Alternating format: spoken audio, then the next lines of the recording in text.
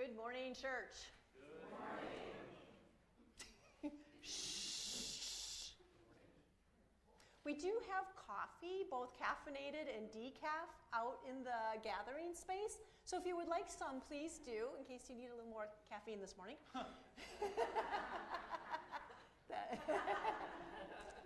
It's called holy water. Yeah. Behold, something new. The cornerstone to Memorial United Church of Christ, right outside. You can leave today and touch it, and it says, behold a new thing. That is what we put in this space when we moved out here 35 years ago from Madison. And today is another new thing in the life of the church. I am Pastor Chris Gorton at Memorial United Church of Christ, and I am happy to say that I am co-pastor with Peter Morris.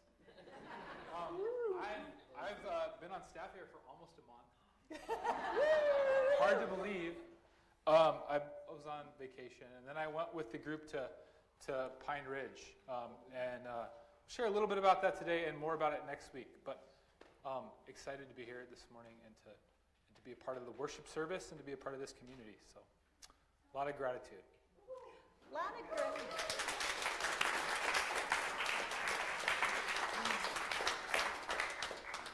And so you get to grow with us as we grow together and learning how to do ministry together. I'm sure there will be lots of new things to explore.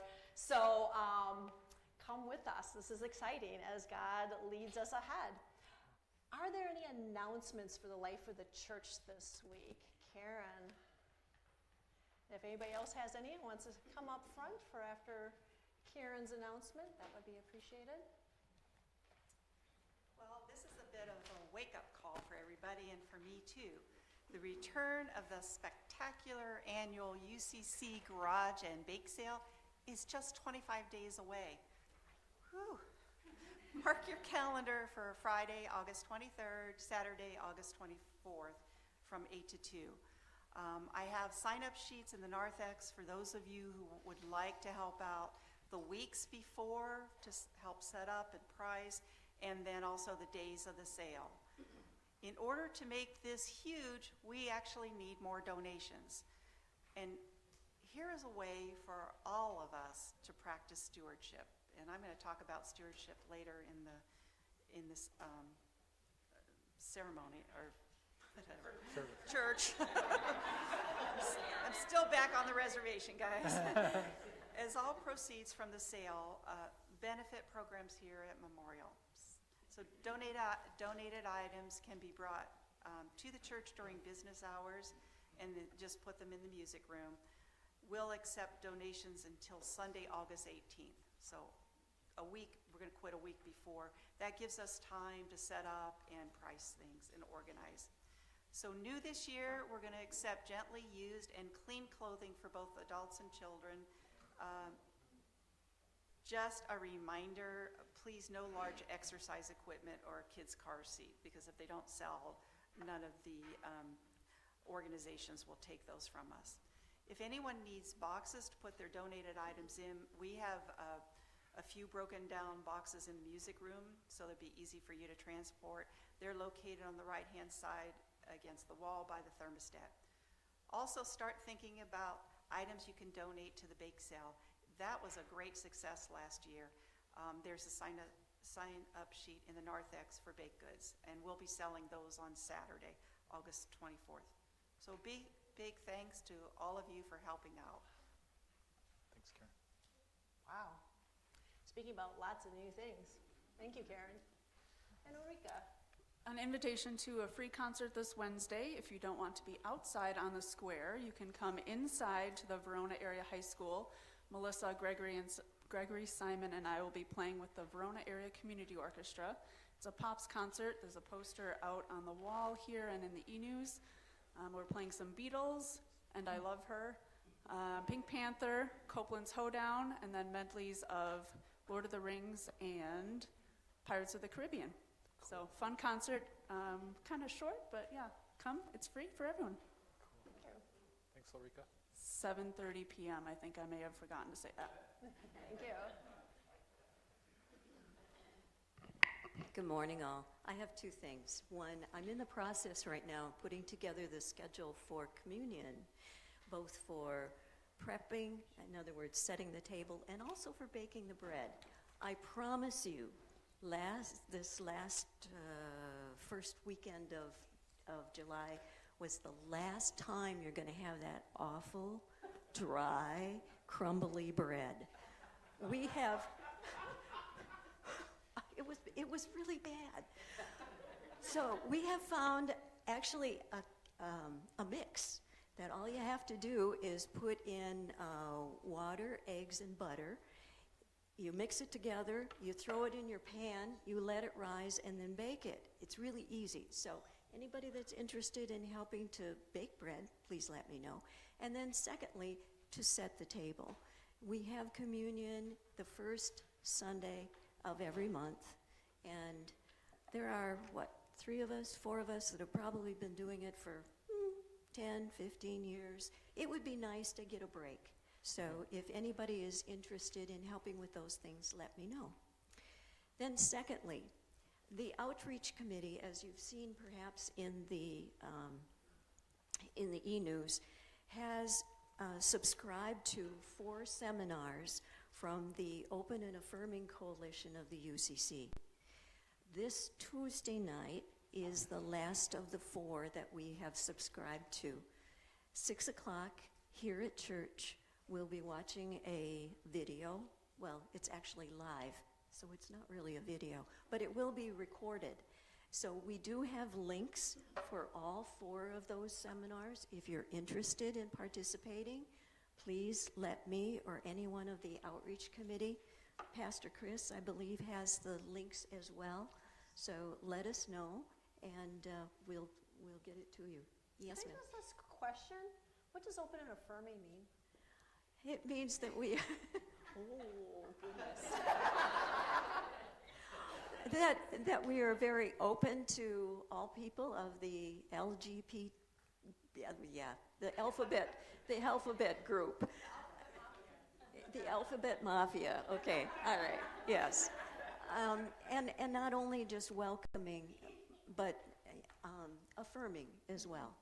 So the name of this session this Tuesday night is Using the Bible to Unpack Attraction. But there have been some others that have been really good, and we'll have a discussion. We're going to have a salad, salad, lunch, whatever. So 6 o'clock here at church, and unfortunately I'm going to be riding my mule in Minnesota. But I will watch it after the fact. But there will be people here. So please, Tuesday night, 6 o'clock.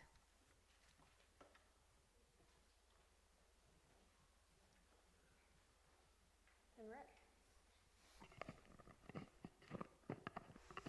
Good morning, everybody. Good morning. Hey. I'm glad to see some familiar faces and some faces that I yet to meet. So I've been gone a while, and today is a special day. I'd like to remind you about the movie where olive trees weep after church. It's supposed to be at 10:45, but depending on how long I speak here, we'll see when it actually does start. But 5 minutes before the movie starts, I'll give a little introduction, and then we'll see the movie, and I understand that we'll have a discussion next week about the movie after church. So look forward to seeing you all. Stay put.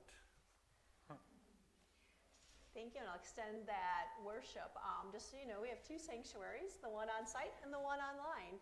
If you are on YouTube and want to see the video, please jump over to our Zoom sanctuary, and there you'll be able to view the video after church. So all are welcome. Do you have any announcements today? I don't. I just have one. Oh, I have one later too, but I'm not gonna. I'm holding it back. Oh, suspense. There we go. Yeah. I was going to invite, we are working on making our sanctuary accessible, And one of the ways to do this is to have a child-accessible area. And I was going to invite youth to come forward and to sit in the prayer ground. And you guys rocked it without even an announcement. So thank you, thank you, thank you. Thank you, any adults that ever want to sit over here and help guide the service. Your presence is welcome as well. So come and grow and get to know the youth in our place. And youth, thank you for being here. You're welcome. See how that works? With that, let us come into the presence of the Holy One as we invite, welcome Mary and John and God here with us today.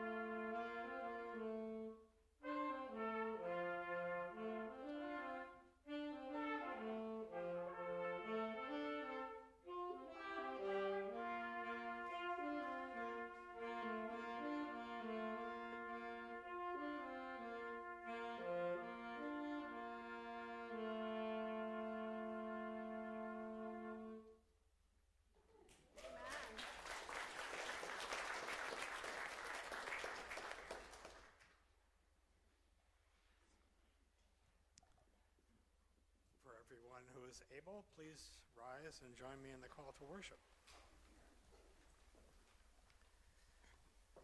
To offer radical acceptance. To receive the warmth of welcome. To devote ourselves to acts of ordinary care. To rest for the sake of rest. To unlearn the logic of violence. This is to meet the holy.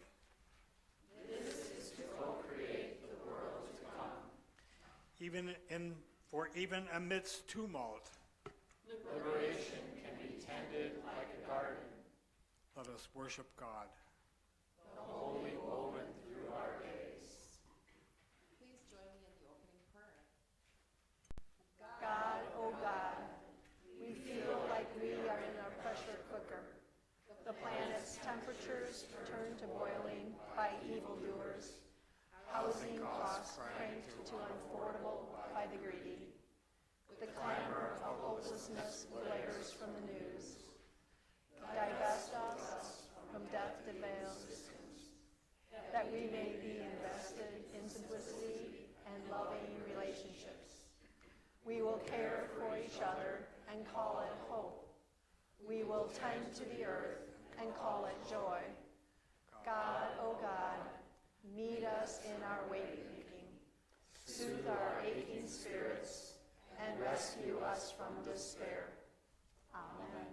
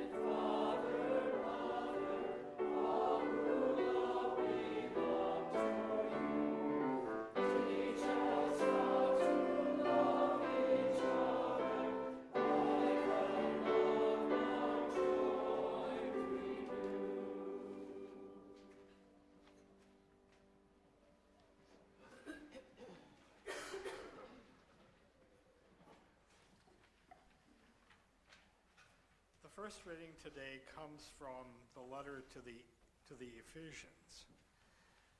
The writer of this letter purports to be Paul and mentions his name several times during the course of the letter.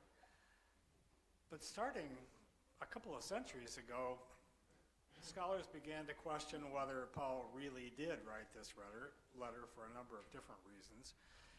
First of all, the style of the letter is very different from the letters that are considered to be authentically Pauline. This letter tends not to be quite as intimate, because when Paul wrote to the churches that he had visited,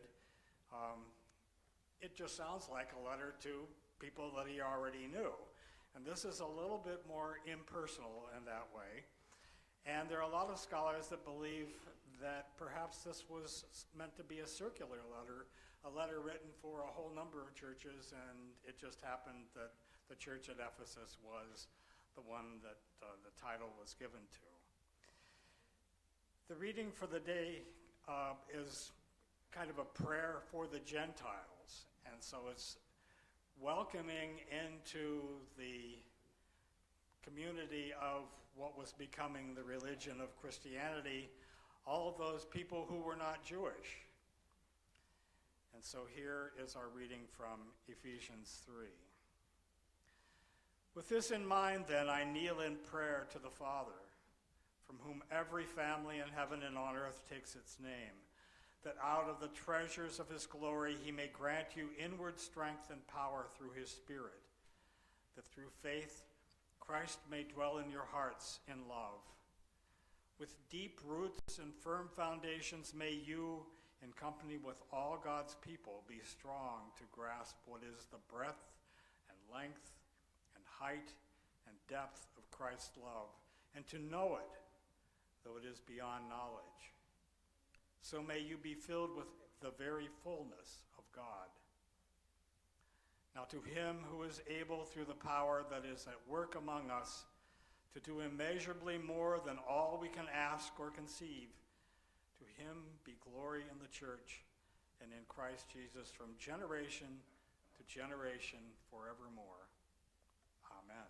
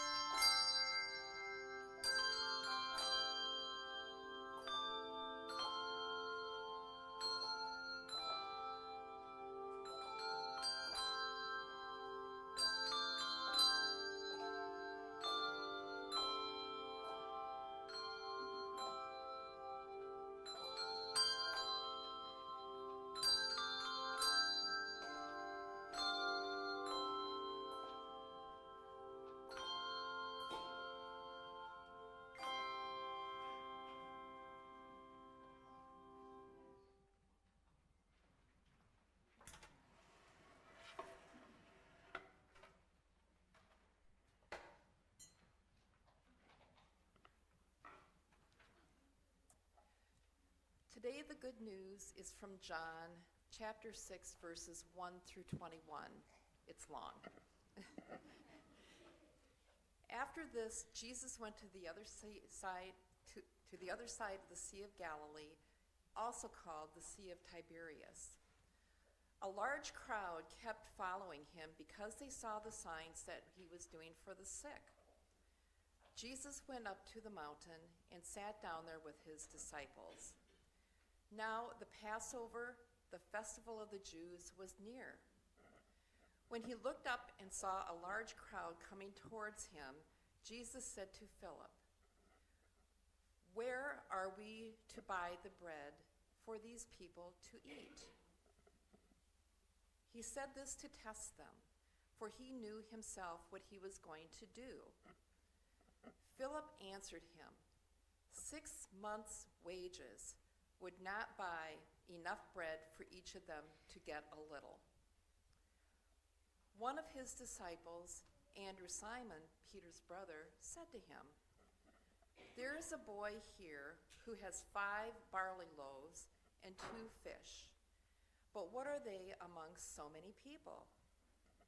Jesus said, "Make the people sit down." Now there was a great deal of grass in the place, so they sat down, about 5,000 in all. Then Jesus took the loaves, and when he had given thanks, he distributed them to those who were seated, so also the fish, as much as they wanted. When they were satisfied, he told his disciples, "Gather up the fragments left over, so that nothing may be lost." So they gathered them up, and from the fragments of the 5 barley loaves, left by those who had eaten, they filled 12 baskets. When the people saw the sign that he had done, they began to say, "This is indeed the prophet who is to come into the world." When Jesus realized that they were about to come and take him by force to make him king, he withdrew again to the mountain by himself. When evening came, his disciples went down to the lake, got into a boat, and started across the lake to Capernaum. It was now dark, and Jesus had not come to them. The lake became rough because strong wind was blowing. When they had rowed about 3 or 4 miles, they saw Jesus walking on the lake and coming near the boat, and they were terrified. But he said to them, "It is I. Do not be afraid." Then they wanted to take him into the boat, and immediately the boat reached the land towards which they were going. May you all be blessed with understanding.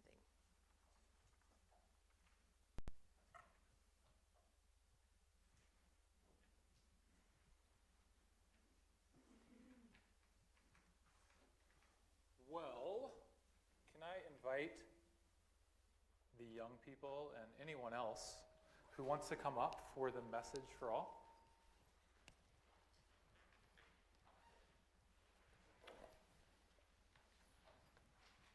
Hi.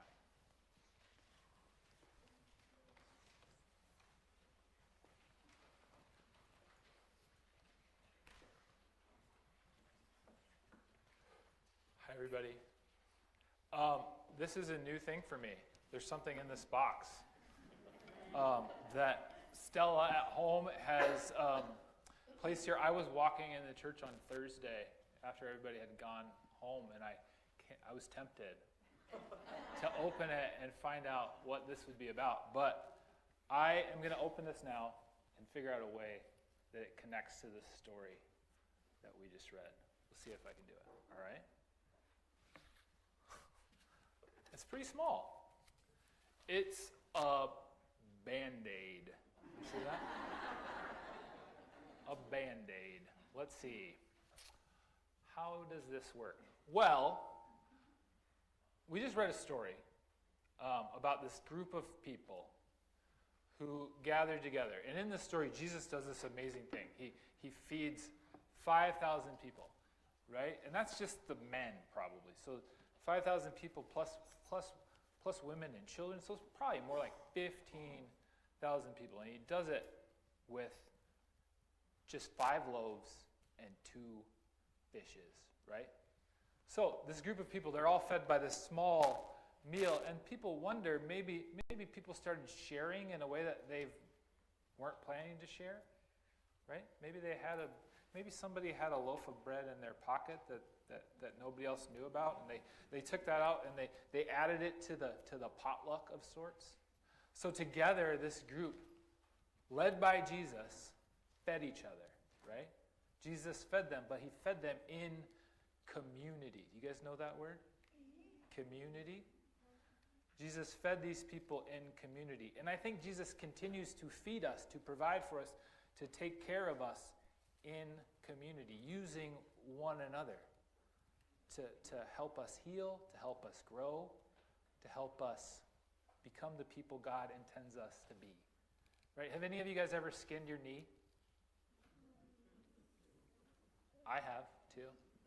And I remember when I was a kid being like, oh gosh, Mom, I just skinned my knee. And this has happened in my home where my son has been like, oh Dad, oh Mom, I just skinned my knee. Where's there a Band-Aid? He didn't know. He needed our help to find it.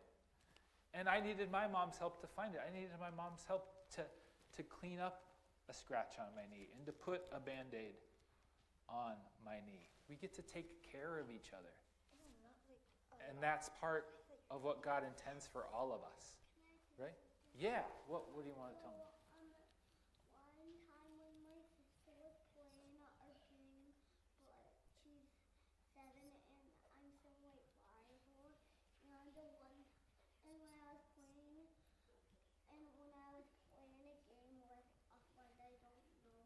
Yeah. And I told him his name, what he is.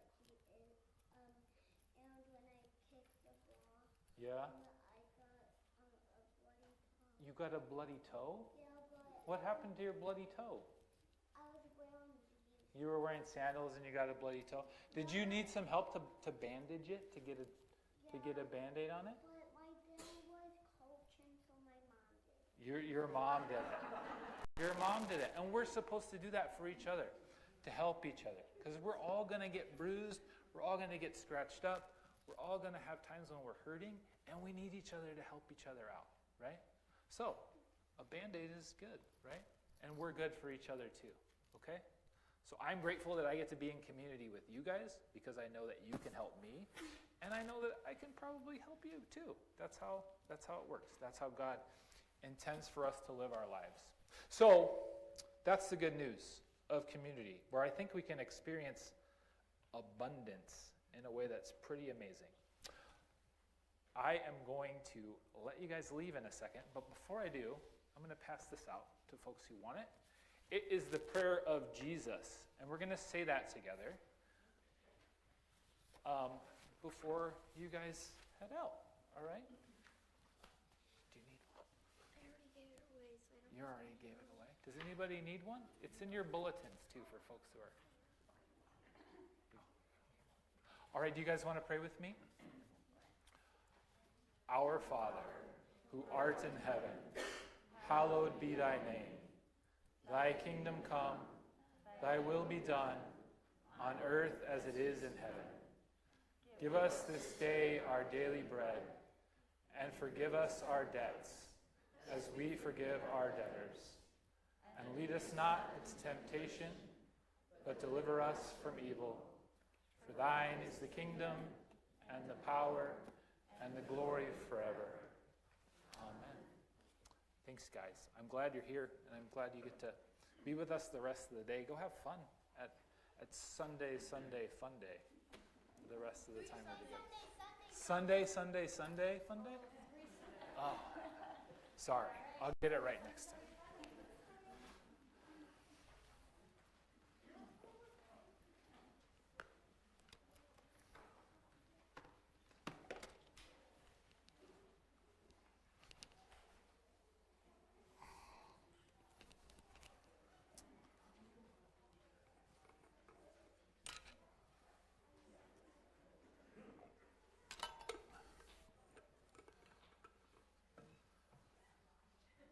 Before I begin, I'm just going to invite you to take just a couple deep breaths, a couple moments of silence to collect ourselves before before we reflect together on this story of miracles and abundance.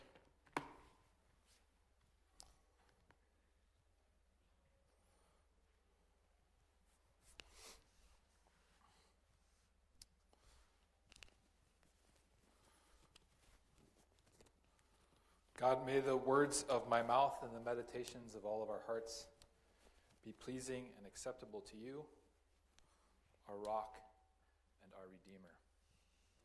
Amen. In her book, Reading Jesus, A Writer's Encounter with the Gospels, author Mary Gordon includes a chapter entitled The Problem of Miracles. In it, she illustrates how miracles stretch and challenge our imaginations, leaving us to question how the power of God works and for whom it works and why. Why in one circumstance and not another? Why for some and not for all? Why, if God's love can work this way to alleviate suffering, to satisfy hunger, to bring about wholeness, does human suffering and hunger and brokenness remain so pointedly a part of our collective human experience? These questions can begin to weigh especially heavy on those who've prayed for and desperately needed a miracle, but find themselves still sick, still immobile, still hurting, still needing to be restored to relationships and community and belonging. And these aren't even the questions that have to deal with whether and how we can get ourselves to believe in events that defy logic and often defy the rules of the natural world. Not to mention what miracles might indicate about human reliance on and capacity to be consumed by spectacle, and the sort of God that would appeal to us with them. Right? A set of considerations that Jesus was aware of when he refused the temptation to make a spectacle of himself towards the end of the 40 days in the wilderness that set the stage for his life and his public ministry. All these questions can get really complex, all making events that already stretch our imagination potentially even more difficult to wrap our heads around. So without dismissing these questions or any of the perspectives or the outlooks that might lead to them, maybe it's helpful to just break it down and be simple and to follow Gordon's lead and look to the Oxford English Dictionary definition. She writes, the OED defines miracle as an extraordinary and welcome event attributed to divine agency, a remarkable and welcome occurrence, and an outstanding example, specimen, or achievement. It indicates that the Latin origin is miraculum, or simply an object of wonder. Maybe breaking it down to that idea of miraculum, an object of wonder, is a good place to start. Maybe when we read these passages, what we're really supposed to do is simply consider the wonder that they might spark in us. It's a great question that I think we can take to these sorts of Bible stories, and probably one that's a great question to take with us to the rest of life, right? When we're looking at great works of art or a loping Euro step followed by a dunk from Giannis Antetokounmpo, or a beautiful sunset over Lake Mendota, or watching a child grow and learn, all these things could elicit and should perhaps elicit wonder in us if we took the time to notice. There's wonder all around us if we have the eyes and intention to see. And if we truly live that way with this sense of wonder, looking for it, open to it, what exactly will we begin to notice? What would begin to inspire us? What would move us, and where would it move us, right? I think this is something we can think about and hold with us and carry with us in our lives day in and day out.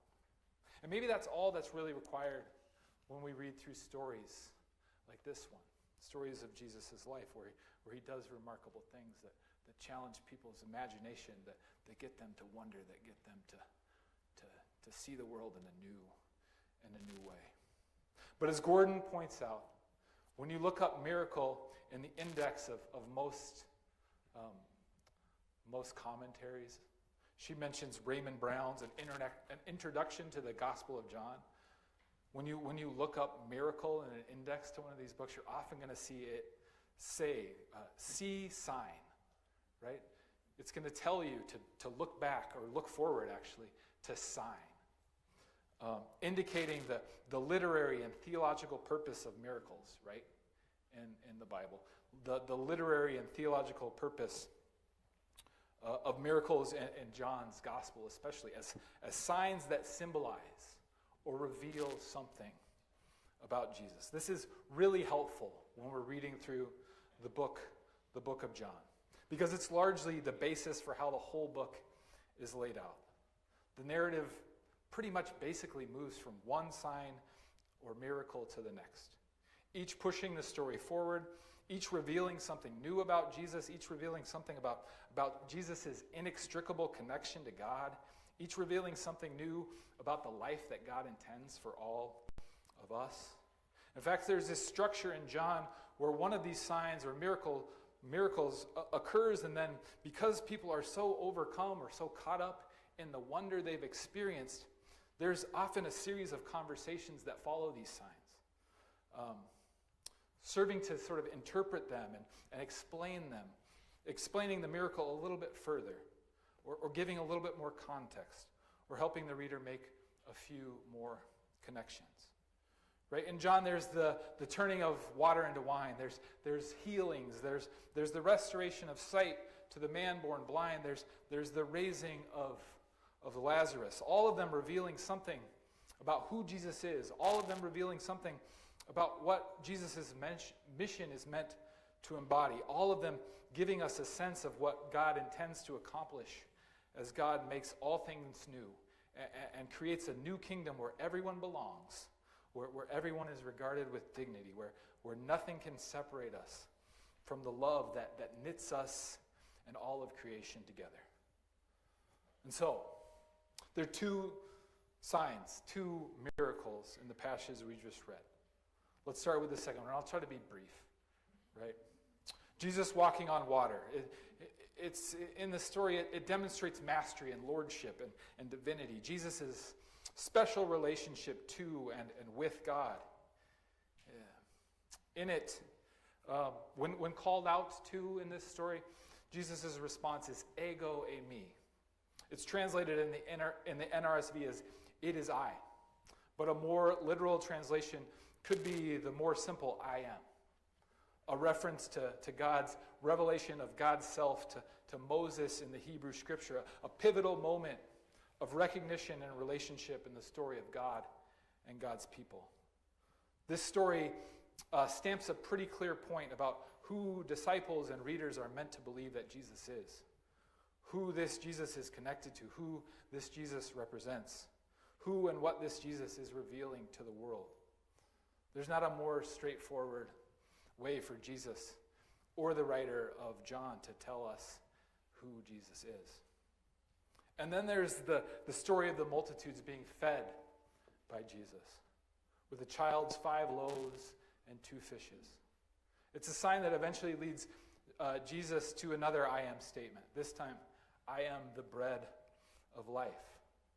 Connecting him to God's provision and care and the sustenance that God's people have received in relationship to their Creator. Drawing on the Hebrew people's story of manna in the wilderness to connect it to a shared history and a shared hope.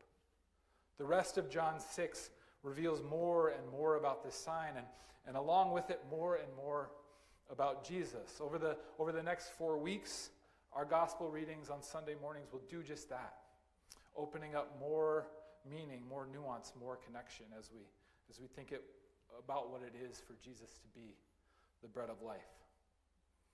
But thinking about this event, Jesus feeding the 5,000, it's clear that it's a story that has engendered wonder, right? It's a place to start in the people of God. But it's also fairly common for us to speculate about whether it's a miracle in a supernatural sense, or if through Jesus' direction and the contributions of the boys' lunch, if something happens that leads to a sharing that takes place as the people in the crowd contribute what they maybe had with them to this collectively, to collectively create a sort of potluck that spills over in baskets that are abundantly overflowing with extra that gets gathered up so it will not be wasted. I'm not sure which is a better explanation. And to be honest with you, I'm not sure that I care which is a better explanation. I'm not sure it really matters, at least maybe not for how we react to it today. Because what we see in either case is satisfied bellies and people amazed. We see people drawn towards Jesus and the community that Jesus is creating. Whichever way we choose to look at it, whether a supernatural multiplication of one kid's lunch or a collective sharing, I think it points towards something that in and of itself is worthy of wonder. That in and of itself is miraculous. A miracle more basic than walking on water, more foundational than a miraculous feeding. And that's the simple miracle of gathering in community. The experience of gathering in community with family and with friends, with neighbors, with people we worship with or eat with or watch a game with or pursue a common cause with. Think about it. Being with these people, neighbors, friends new and old, opens up all sorts of miraculous possibilities. Last night, my family was reminded of this. We went to Jordan Munn's graduation party over at the Arborgood Neighbor House. Jordan is Miss Joyce's great-granddaughter, excuse me. And we got to be with this group of people, sharing stories, sharing food, sharing laughter, sharing ideas, just being in each other's presence. And as we were gathered together, life just seemed more abundant. There's a miracle in that I think we can take for granted. It's probably something that's been a pretty significant part of most of our lives, but I wonder how often we do that. How often we take it for granted. How often do we ever consider it a miracle, right? I suspect that maybe we've taken it for granted and not recognized it for what it can be, but after living through the pandemic and realizing that it can be stripped away, maybe we've begun to see it for what it truly can be, what it truly is, the miracle that it is to be in community, to gather with friends and neighbors. With it, there is the opportunity to learn and to teach, to eat and to be fed, or to eat and to feed, to discover needs that we might be uniquely positioned to help meet, to discover a skill or a resource and someone we've met that might be that elusive help that we need, that missing piece of a puzzle that they can fill for us. There's the opportunity to encounter someone who can listen to us when we're needing to get something off our chest, or offer us the simple gift of their presence and companionship when we're feeling lonely. There's the opportunity to discover in each other a little bit more about what it is to be a human being and what it is to be a child of God.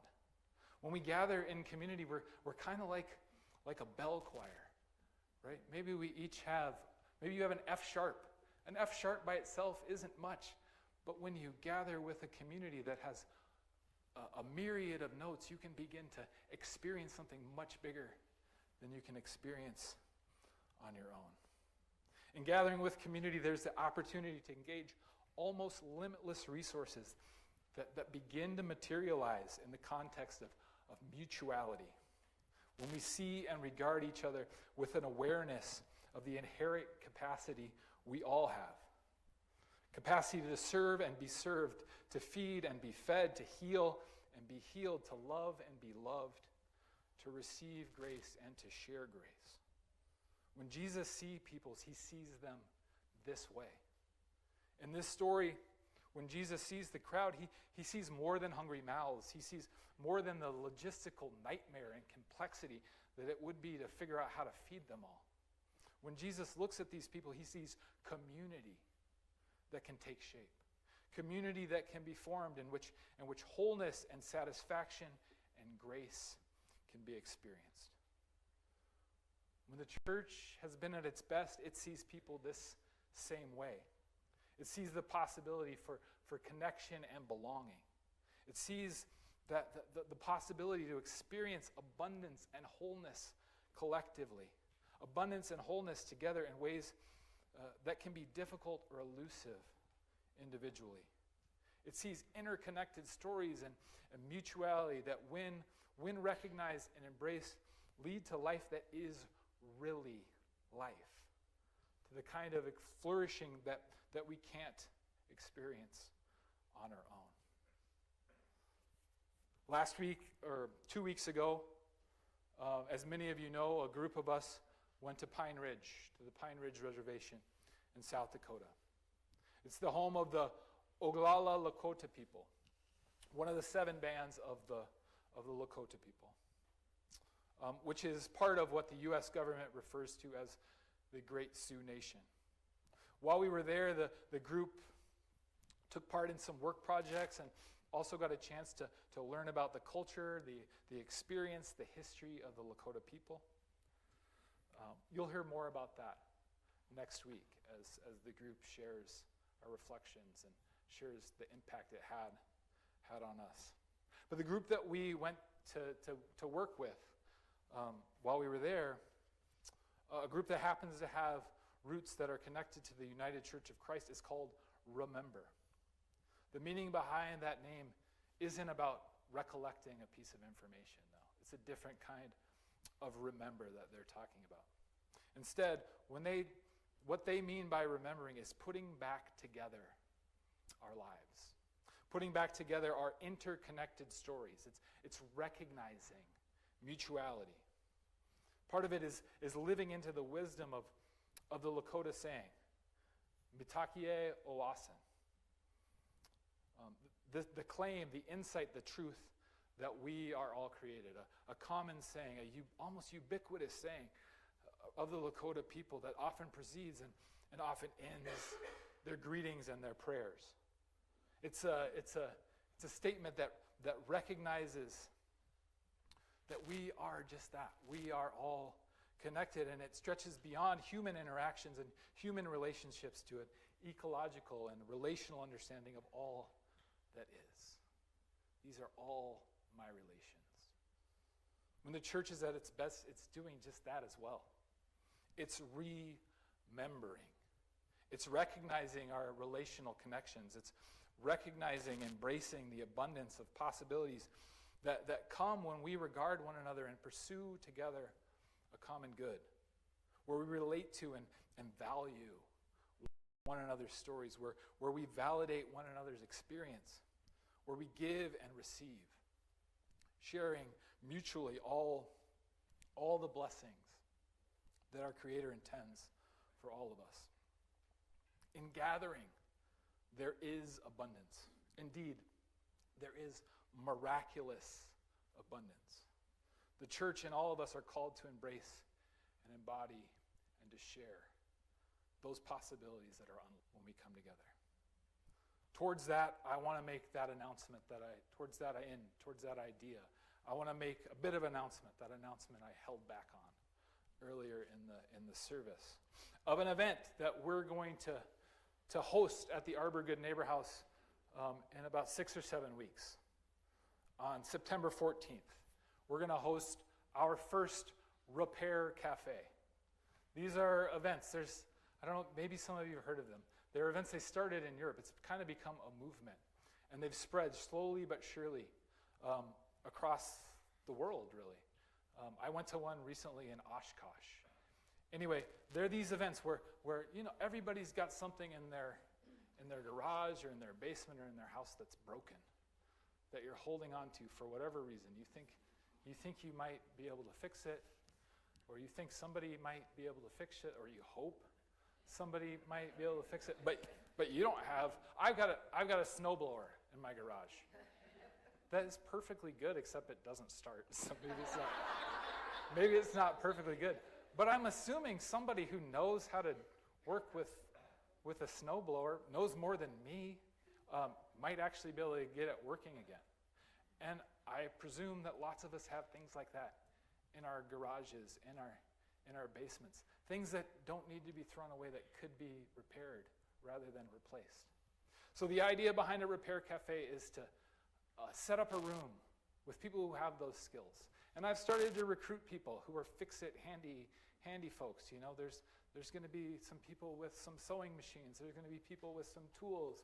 There's going to be people who can fix computers, hopefully.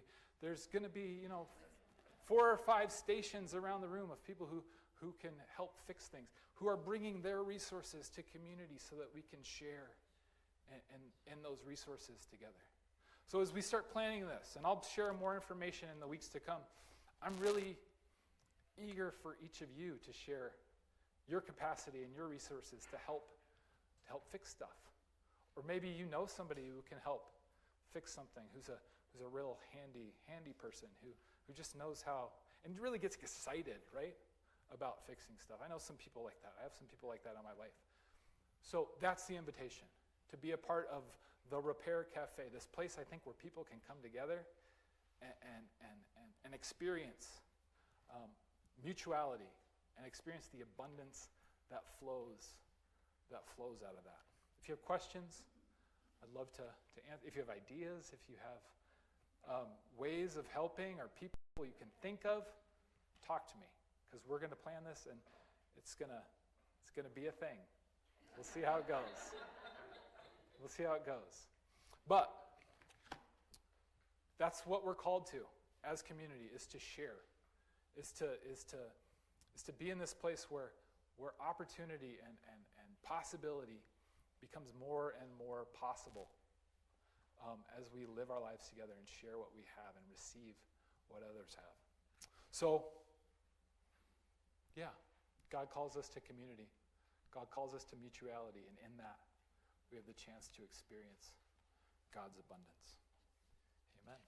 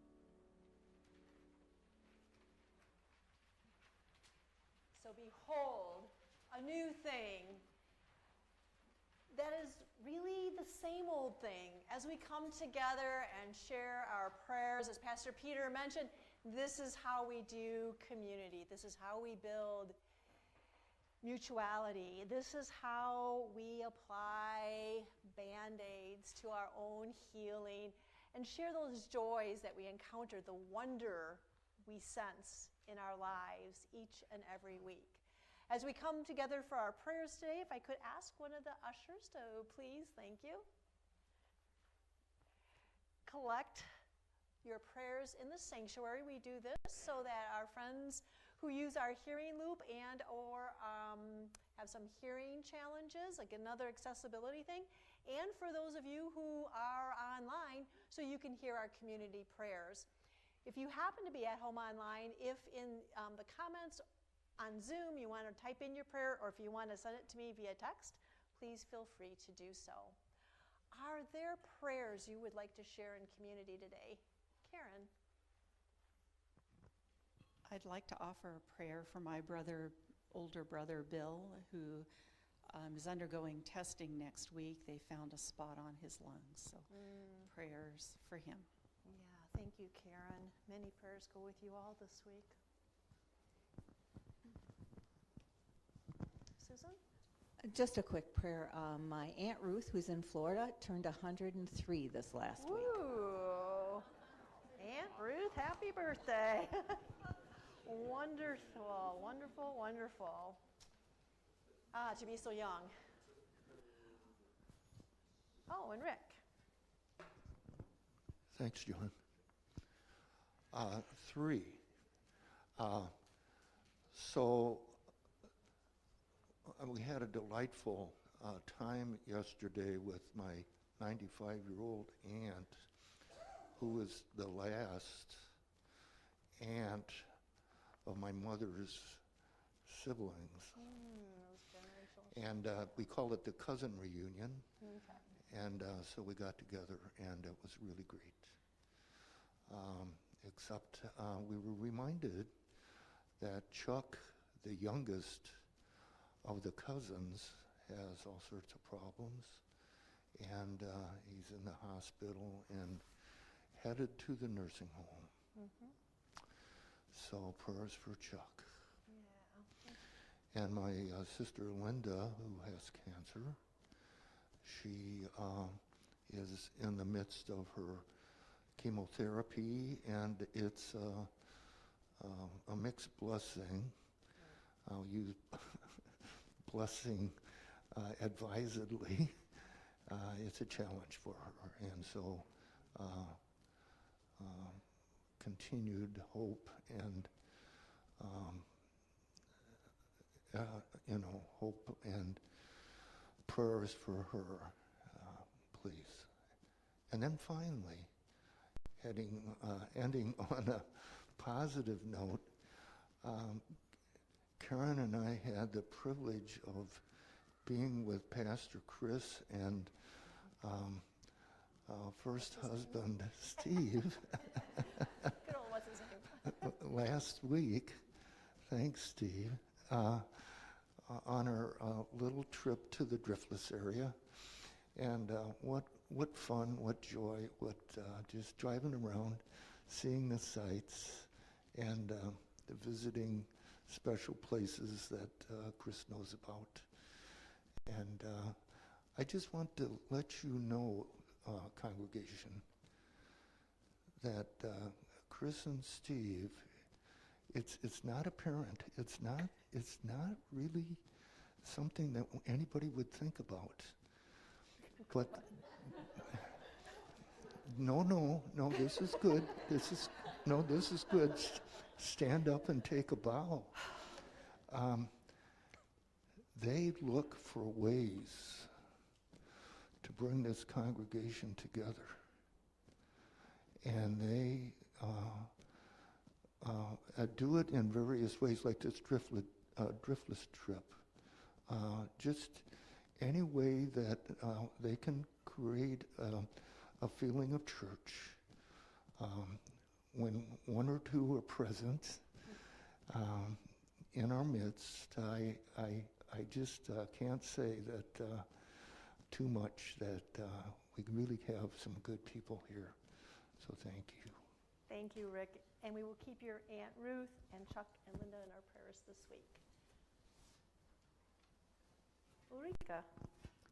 My friend Jennifer lost her father yesterday. His name was John. He leaves behind 2 daughters, Jennifer and Ashley, and wife Maggie, and big extended family. So prayers for them. For your friend Jennifer and their family. Thank you. Following their dad's death.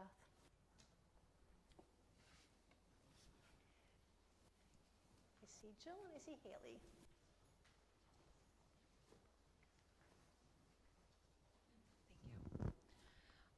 My son Jordan, in about a week and a half, needs surgery for a stent in his eye, so should be routine, but still just prayers for our little one. Oh, many prayers for Yes. Jordan and for Thank you. you and your Thank you. husband as you go through this, the whole family. Yeah. Thank you for sharing. And Well, Joyce. Yes, I have a blessing. And maybe once or twice a year in church, I always say that with my large family, it's always a blessing when we don't have any tragedies going on. So Ain't it that is so? Yeah. totally a blessing to, as Pastor Peter mentioned, that we had our 8th generation newborn baby, and it was being passed around like I'm going from one person to another, and the amazing thing, it was by my grandnephew Spencer that we didn't even think would live long enough to And Miss Joyce, I'm sorry, how many generations? 8. That's what Yeah. I heard. Okay, thank you, ma'am. Woo. So it was really a blessing and a fun time. Yeah. Thank you. Yeah, what a joy. I have goosebumps. Thank you. Jill and Jim. Just asking for prayers of safe travels as I embark on a driving trip this coming week. Oh, delightful. Travel safely. Thank you. Safe travels. And Jim. This is a prayer or blessing or thanks to Pastor Peter and to Olympians and to all sports fans. The sermon helped make a connection between competition and community. It's tempting to see Katie Ledecky's performance as getting a bronze as somewhat of a demotion or failure. But the idea of community and abundance, she set the bar so high that others could see it, adopt it, and the whole community could move forward in excellence. Thank you. Competition and community. What a contrast this week. Pass it to me. Oh, and Jan. Yes, I want to offer a prayer for Jim as he begins participation in a study, as his prostate cancer has come back a little bit. And so he's on a study. He'll be on a study with some medication that will hopefully keep it very low, and he will have many more years. This it's a new medication, but he's kept this prostate cancer in check for 11 years. 11 years. And there's signs that it's coming back just a little bit, so any prayers would be expected. Yeah, that cancer sucks. Just saying. Thank you, Jen. Let us be in the spirit of prayer as we continue with this theme of community.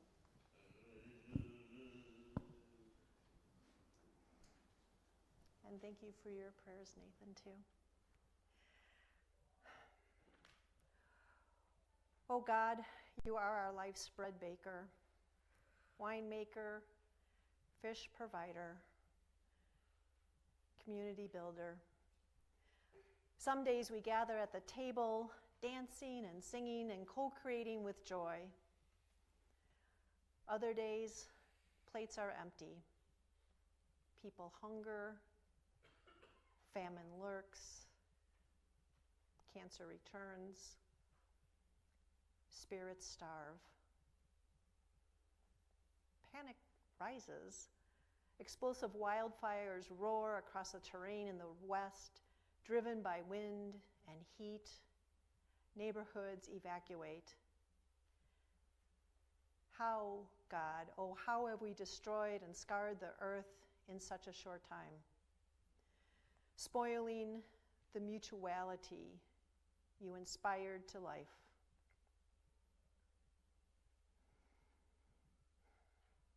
Great culinary artist, may humanity take a breath, a long, long, deep breath, and sense the change underway as we search for truth and do good.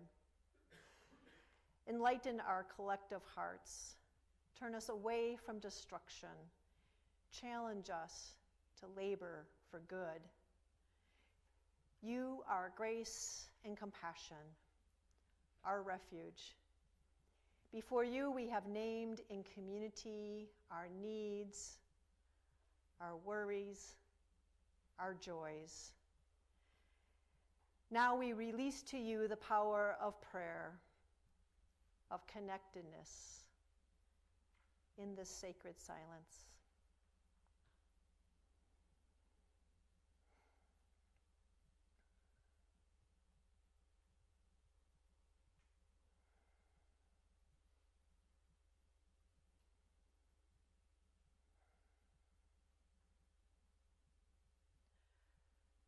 The world's collective abundance, offered through a simple community potluck on a hillside.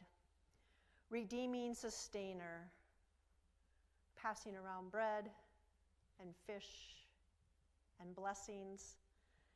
May we now be the ones to pass around the baskets and meals and conversations and home visits and hope, welcoming and reaching out to others generously and faithfully in your name.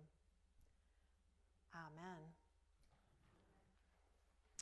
We have stretched our offering at Memorial UCC, and I'm going to invite Karen Bryant to come up front. Once upon a time, when I was growing up, we passed around brass collection plates and collected money each week for the life of the church. COVID shifted some of that, but even before then, like we pass these plates and they kind of come back empty. Like, why are we passing this? So what we have leaned into instead as we have come back into full community is this idea of extravagant generosity, of doing stewardship throughout the church year, not just a season. It's not a one-time thing, y'all. And so what does extravagant generosity mean for you? At least once a month we do our offering in this way. I'm going to invite Karen in just a second to share her story, or if you want to go to the pulpit, you may do that too. The reason for this is to give a chance for us to understand in our hearts what stewardship means for us. There is a brass plate out the front door if you do want to leave an offering today, or we also have in our bulletins, I believe the QR code's in there. If not, it's in our e-news. I see it, Marty, thank you. You could also give via PayPal there. But with that, Karen, I will turn extravagant generosity over to you. As Chris mentioned, she's asked me to speak to you about the spirit of It's not on? It's on?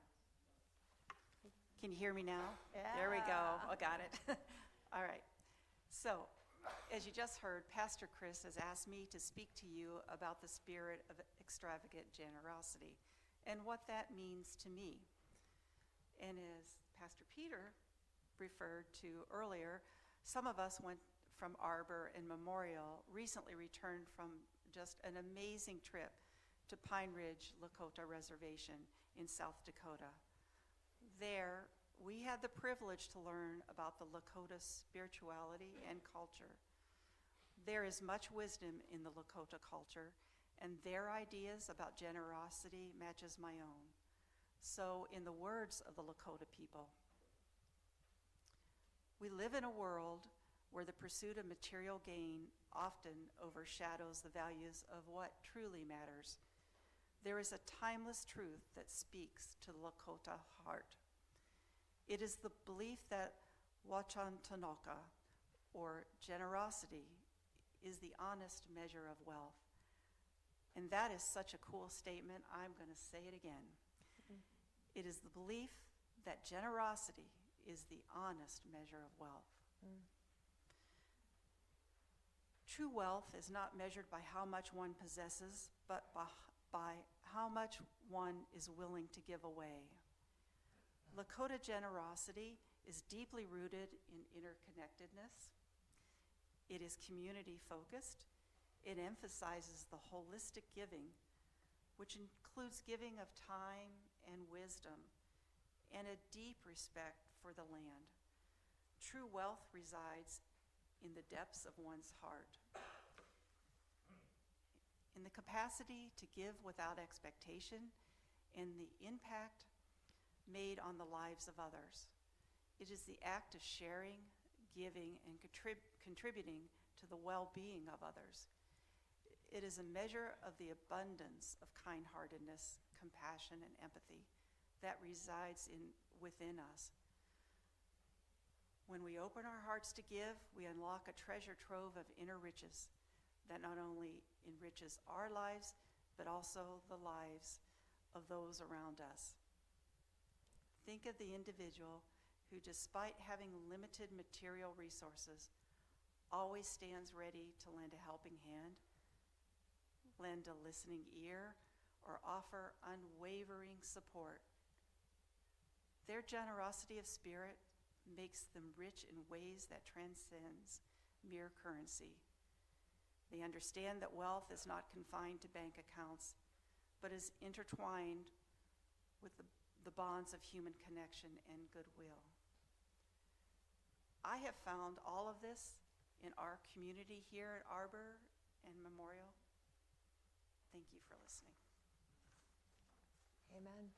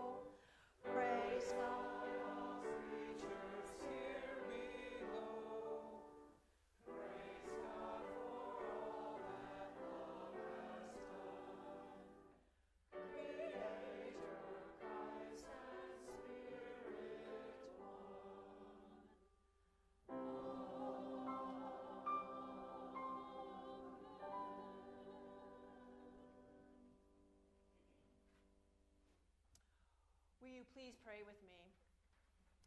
We dedicate our offerings to liberating love, who is able to do immeasurably more than all we ask or imagine, according to the collective power that is worked between us. To liberating love be the glory for all generations, to all flora and fauna, forever and ever. Amen. All right, folks, I am going to take a risk and ask us to just sing the first verse of Let Us Talents and Tongue Employ. I love this hymn for going out, but we also have a movie to watch. So let us sing ourselves into the movie theater, which will be this space. Grab a little coffee, a little something to eat, and hurry on back. So let us talents and tongues employ.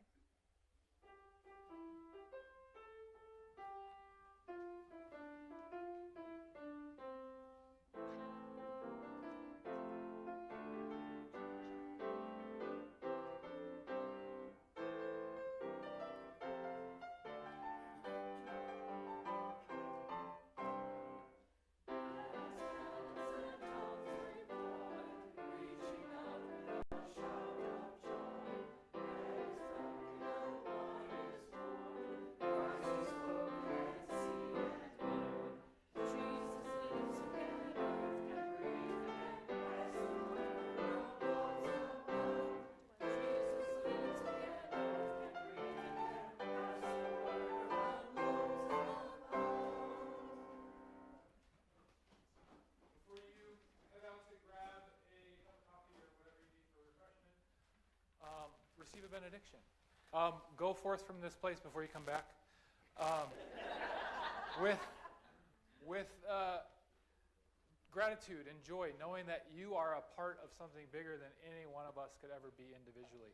You're a part of of God's vision for community, where we all have something to offer, where we all have something to share, where we all can experience true abundance together.